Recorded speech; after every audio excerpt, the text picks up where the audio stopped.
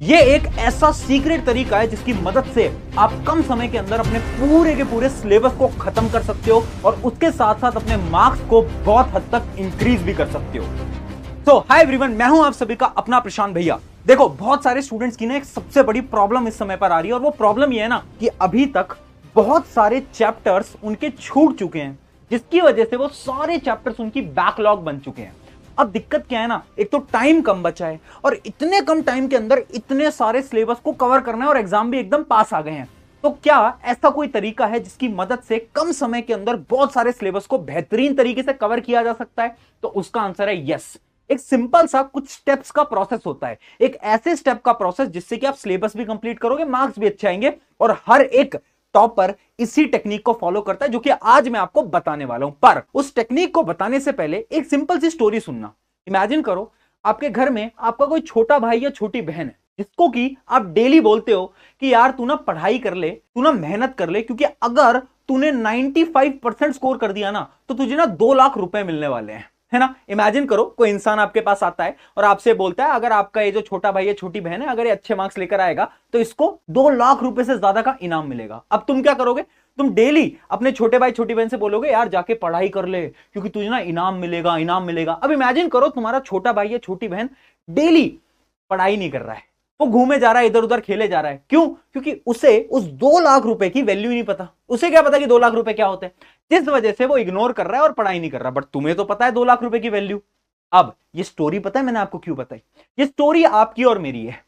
मैं तुमसे हर रोज आकर बोल रहा हूं कि मेहनत कर लो यार, एफर्ट्स लगा लो यार, अपना बेस्ट लगा दो, क्योंकि आगे जो तुम्हें रिवॉर्ड मिलने वाला है ना उसके बारे में तुम्हें भी नहीं पता, है ना। अभी क्या है ना, इन क्लासेस को हमने बहुत हल्के में ले रखा है, पर ये जो क्लासेस होती है ना ये आगे का हमारा फ्यूचर डिसाइड करता है। और वो फ्यूचर कुछ 1-2 लाख रुपए नहीं है, वो फ्यूचर करोड़ों में हो सकता है तुम्हारा, अगर तुम अच्छे से पढ़ लेते हो तो, है ना। इसलिए वो बड़ा भाई मैं हूं और तुम हो मेरे छोटे भाई बहन, और इसलिए मैं बोल रहा हूं सबसे पहले अपना जो गोल है ना उसको क्लियर रखो अपने दिमाग के अंदर। और अभी फटाफट से जो भी आपका गोल है, 95 लाना, 98 लाना, 100% लाना, उस गोल को कमेंट में आज लिख देना।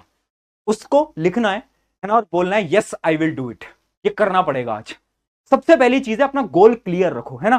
सिलेबस अगर कंप्लीट करना है, पहले गोल तो हो, मकसद तो हो, लक्ष्य तो हो। अगर लक्ष्य क्लियर है तो अब आ जाओ आगे। अब करना क्या है? सबसे पहले देखना, हमें स्टार्टिंग में क्या करना पड़ेगा, फाइंड योर प्रॉब्लम्स। हमें हमारी सारी की सारी प्रॉब्लम्स को ढूंढना पड़ेगा। जैसे इमेजिन करो, तुम अभी तक क्यों नहीं पढ़ पाए, तुम्हारी ये बैकलॉग्स जो है वो क्यों रह गई, क्या है उसका आंसर?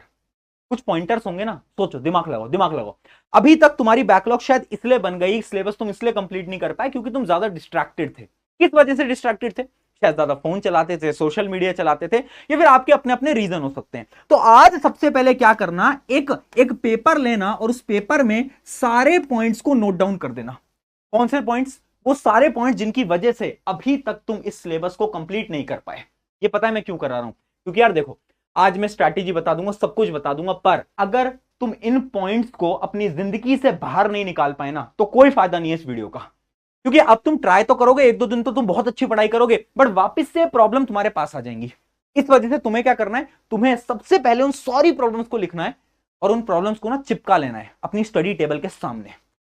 इससे क्या होगा, इससे जब वो डेली आप देखोगे ना तो आपको पता चलेगा ये मेरी प्रॉब्लम्स है, मैं ज्यादा समय मोबाइल फोन चलाता हूं, डिस्ट्रैक्टेड रहता हूं, इन सारी प्रॉब्लम्स को मुझे अपने जीवन से उठाकर फेंकना है। ये बहुत इंपॉर्टेंट है। अब बात करते हैं कैसे सिलेबस कंप्लीट होगा, स्टेप बाय स्टेप प्रोसेस है। पहले बात करते हैं स्टेप नंबर 1।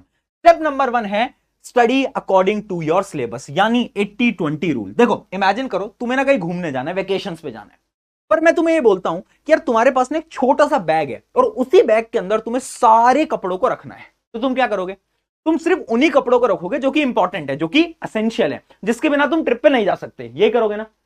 पढ़ाई में भी आपको यही करना है। 80-20 रूल ये कहता है कि हर पेपर के 20% सिलेबस में से 80% मार्क्स के क्वेश्चन आ रहे होते हैं।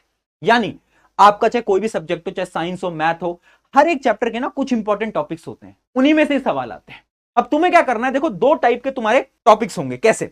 एक तो वो जो कि तुम्हारी बैकलॉग्स हैं, इमेजिन करो वो चैप्टर्स जो कि तुम्हारे पीछे छूटे हुए हैं, और कुछ चैप्टर्स वो होंगे जो कि अभी के समय पर चल रहे होंगे, स्कूल के अंदर, कोचिंग के अंदर, ट्यूशन के अंदर। तो जो अभी के समय पर चल रहा है ना उस पर तो तुम्हें एकदम फोकस लगाना है, एकदम डिटेल में पढ़ना है, जैसे कि तुम्हें स्कूल या कोचिंग या ट्यूशन के अंदर पढ़ा रहे हैं, है ना। पर ये जो बैकलॉग है ना, इनका पता है तुम्हें क्या करना है, इनमें तुम्हें लगाना है 80-20 रूल। यानी तुम्हें सब कुछ नहीं पढ़ना, तुम्हें कुछ ट्रिक्स निकालनी है। ट्रिक्स कैसे? सबसे पहले वीडियो लेक्चर देख लो, ठीक है, जाओ यूट्यूब पे सर्च करो और वीडियो लेक्चर देख लो। उसके बाद सिर्फ इंपॉर्टेंट क्वेश्चंस को सॉल्व करो। जरूरत नहीं है सारे क्वेश्चंस को सॉल्व करो, जरूरत नहीं कि एनसीईआरटी पूरी की पूरी रीड करो, कोई जरूरत नहीं है, ठीक है। बैकलॉग्स में आपको स्मार्ट स्टडी करनी पड़ेगी। अगर ये इतना कर लेते हो ना, ये जो बैकलॉग की प्रॉब्लम है ना, ये आपकी खत्म हो जाएगी। मैं सच बता रहा हूं, खत्म हो जाएगी। और जो सिलेबस में चल रहा है उसको तो जैसे स्कूल में पढ़ा रहे हैं, कोचिंग में पढ़ा रहे हैं, ट्यूशन में, उनको ऐसे ही पढ़ते रहो, डिटेल में पढ़ते रहो, बट बैकलॉग ऐसे तुम्हारी खत्म हो जाएगी। ये था स्टेप नंबर 1। अब आगे आते हैं स्टेप नंबर 2 की तरफ, जो कि है सेट डेली टारगेट्स। देखो यार, एक सिंपल सी मैं बात बोल रहा हूं, मैं ना बहुत सारे स्टूडेंट से बात करता हूं और उसमें से 80% ज्यादा से स्टूडेंट्स को ना ये ही नहीं पता कि वो डेली कितने घंटे पढ़ाई करते हैं। कितने घंटे पढ़ाई से मेरा पता है क्या मतलब है? Self study. मुझे पता है तुम स्कूल जाते हो 6-7-8 घंटे, उसके बाद शायद तुम ट्यूशन या ऑनलाइन क्लासेस में जाते होगे 3-4 घंटे, मुझे पता है। बट तुम सेल्फ स्टडी कर रहे हो या नहीं कर रहे?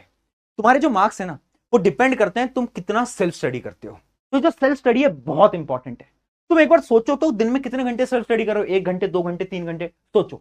अब डेली क्या करना है तुम्हें? डेली टारगेट्स बनाने हैं। जब भी आप रात को सोने जा रहे हो ना, उस टाइम पर अगले दिन के सारे टारगेट्स लिखित होने चाहिए, यानी उनको लिख कर रख लो। क्योंकि हो क्या रहा है ना, हमें यही नहीं पता कि अगले दिन हमें करना क्या है ना। जो मर्जी आता है वो उठा लेते हैं, कभी होमवर्क कर लेते हैं, कभी ये कर लेते हैं, कभी वो कर लेते हैं। अरे भाई, सेल्फ स्टडी के टाइम पर तुम्हें पढ़ाई करनी है और तुम्हें पता होना चाहिए अगले दिन तुम्हें क्या पढ़ना है।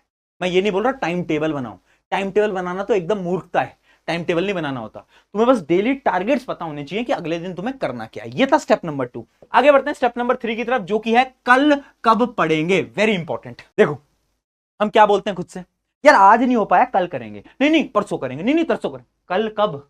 कब करोगे?